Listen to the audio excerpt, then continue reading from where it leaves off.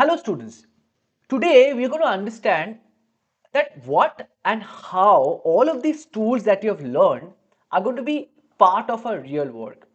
Well, in your colleges we work with different tools. We learned about ChatGPT, we learned about Microsoft Copilot, Gemini, and there are Perplexity, so many tools that I've understood. But actually, what tools are going to be used in your production environment? What tools you're going to use for your coding? What tools you're going to use for marketing or content? Or what work is going to be done by a human? So we are going to today understand what are those practical implications and what are the frameworks that would decide that which tools to work with and when and where.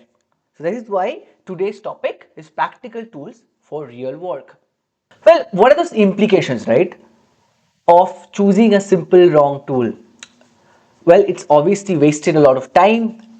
Time is money when you talk about production, and a lot of effort. And on top of it, you have something called frustration. If you keep on using a wrong tool, it's going to frustrate you and your productivity is going to go down. For example, let's say you're using probably a chat GPT for creating something very logical code. It is not the best tool to use it. The Claude projects are the best tool to create very logical complex code. Now if you keep on using in ChatGPT, you have a wasted of time, you'll obviously a lot of wasted of money and a lot of wasted effort. So it's very important to understand which tool to use for which work. Now, what are the different parameters that we need to look at? What do you call a tool selection framework? Now, if you look at a different parameters that you work with, the first is obviously what is the purpose of the tool. If you look at the purpose fit, so whether it is streamlining our workflows. A lot of places what we look at is that we use a tool just for the sake of it. We don't want to do that. If it's only creates some benefit in my workflow, then only we are going to use it. Just because we have a tool available to a specific task, we don't want to do it. The next piece is ease of use. Now, I believe that a lot of places Gemini APIs are the best work to be done. A lot of places high volume work needs to be done in Gemini. But getting a developer in Gemini becomes a very complicated process. In that place, if I use a ChatGPT API which is available in Azure AI, my life becomes easy. So ease of use is also a very important parameter when you look at about tools. Another piece is very key is called scalability. But before we get into understanding, can you guys have an idea what do we mean by scalability? Now, a scalability is that you have a solution today for a smaller application and you want to scale it to bigger applications. Let's say I am doing it for one single part of a company for let's say 100 users. So can I do it for like 1 million users? Can I do it for 2 million users out of 100 users? Then what will happen? So typical case study of that I build a chatbot for my organization. Now this particular chatbot that we have done is catering to 50 people, 100 people, and we have used let's say a GPT 4o model. That is very costly. So the cost at this point of time is not very great. But later on, when you're trying to scale it to 1 million users, GPT-4o model is not the great solution because you need to use something like a Llama or a Mistral or something free which can be scaled, because for 1 million users you cannot keep on paying so much of token, so much of money to GPT-4o. So scalability whenever you're using a tool becomes a very important part of it. The next piece, and my favorite piece. So I understand business, right? So I understand numbers. So any tool that you take, and I think all of you in college, so numbers and cost is something really not you're not worried about. But the moment you get that first job, it's all about cost. It's all about money. So any tool that you work with is at a cost versus benefit analysis. Some of you are from MBA, you would have done that already. That what is a very important concept which is called ROI. What is an ROI for using a specific tool? Now, what is ROI? ROI is return on investment. What is an investment? An investment is not only the tool cost. It can be the learning cost of the person. It can be an external trainer you might want to get in. It may be the cost of a cultural change that needs to be done from people to move from one tool to another tool. So all of this cost is becomes your investment. Now, if you have invested something, what is the return? A typical return is that I will be looking at obviously efficiency, I'll be looking at better projects and everything. So you need to make sure that my ROI are making sense. For that, what are the things you need to look at? Any tools that you want to look at, I need to calculate savings. Then I need to do the evaluate ROI. Then if the ROI is not making sense, what are the alternatives that I have to achieve the same level of goals? Now, a typical example, and this is right now when I'm recording this video, is working around all across in all the tech companies. So you understand there's a tool called GitHub Copilot. We might have gone through that. So if I use GitHub Copilot, the cost of GitHub Copilot is around $10 to $20. If you're using an enterprise account, that is around, it's a little higher, so it comes up around $20. So that's, if you look at an Indian money, let's assume for our easier calculation, 2000 rupees. So you are paying 2000 rupees for a tool for a developer. Now, a developer usually gets a salary, if you're a fresher, somewhere around 25,000 to 30,000 rupees. Let's take that number. So this is around 30,000 rupees.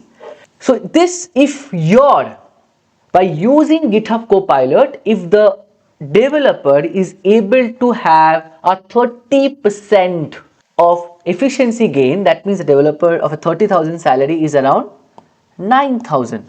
So I am spending 2,000 rupees for a tool, and the developer at a minimum able to become 30% efficient. That's 9,000. So let's say it has a journey. First 2 months, I'm going to spend the money without anything. Developer might not be able to do it. There might be a wastage of it. So I'm spending another 100%. So 2,000 plus 2,000, I'm spending 4,000 rupees on a developer, and the developer is going to give me 9,000 rupees per month, or an efficiency of 9,000 rupees per month over a period of 6 months. It is making sense to me. So it makes sense for us to use GitHub Copilot in my development environment. Given now I have written this, I have enough work. So if at this point of time, even if I do 30% efficiency, I don't have enough projects. So it is not going to make a lot of sense.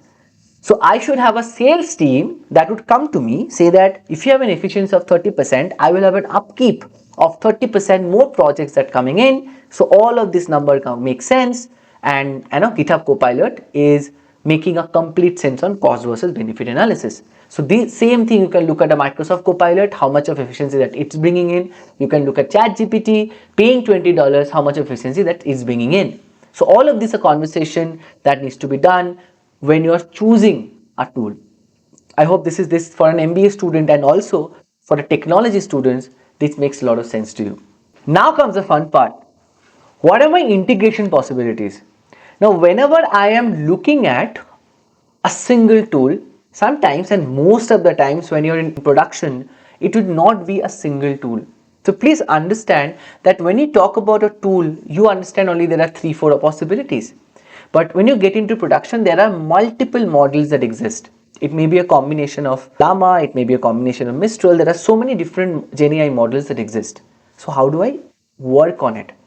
So one is that find a natural fit points. Let's say that you are already working in a Microsoft environment and you want to build something on Microsoft Teams. So that means a natural way of selecting a tool would be Microsoft Copilot Studio. If you're looking at something that is beyond Microsoft, I have a customer facing environment, a customer facing chatbot that I want to build. So now I have options. I can build something with Microsoft, I can build something with ChatGPT and everything. Now here, the tool requires you to probably connect with SharePoint. It will requires you to probably connect with SharePoint, and also probably a SQL database. So in that case, you have options of using Microsoft, and you also have an option to use OpenAI. Now I'm going to use a combination of it. I'm going to create what we usually call in our world, which is called an agentic workflow. I'm going to create multiple agents which can call one OpenAI, probably one Microsoft, and maybe I want to look at a free one. I might work a Llama or a Mistral. So this is how we think about it, right? It's not about that in one single tool fits all. And the last point is something that I think the tech people would really understand is about leveraging APIs. Now let's say let's take an example of Perplexity, my favorite tool, Perplexity, right? Done by an Indian owner. So Perplexity is nothing but they call it wrapper on ChatGPT. So what they have done, they are making a Google search, getting all the data and getting all the content, putting into through ChatGPT and summarizing it for you. Here they are using the power of ChatGPT API. They're not doing a lot of stuff. They're just using ChatGPT as it is to create those APIs for you or create those understanding for you. So a lot of places we don't need to build a model. We don't need to build a tool. We don't need to train a tool. We can use a simple API to work with it. So Perplexity gives us API. If I want to do a search, I can call the Perplexity API. Perplexity API in turn are calling ChatGPT and doing so many things. I am not at all worried about it. So it's a very easy implementation. The keyword is implementation for us. So if you are an MBA student, you also can think that how do I leverage the third party pieces? And obviously if you're a tech student, you need to be familiar with this word API and we can move forward. How exactly we're going to do this? So building our efficient tool stack. Now, how do we work with cost versus benefit analysis? What is our framework? What exactly we have learned till now? So how do we build our efficient tool stack? So first, I'll be choosing my aligned tools. Then I'm going to make sure that those tools are being taken care of. Those tools have been taken care of with pure value.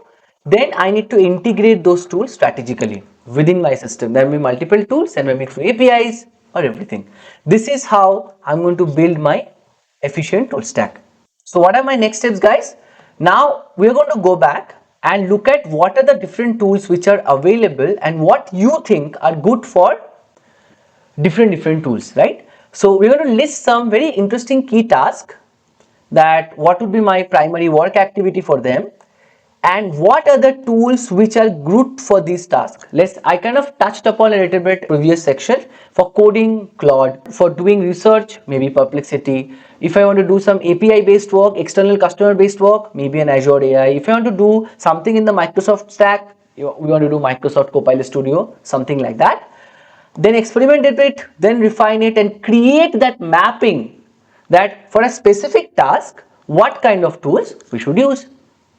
I hope this particular session has really worked for you and you have a clear idea that once you get into production or maybe in college when you are doing a specific task, what kind of framework and what will be the guiding star for you to choose that right tool stack. See you in the next module.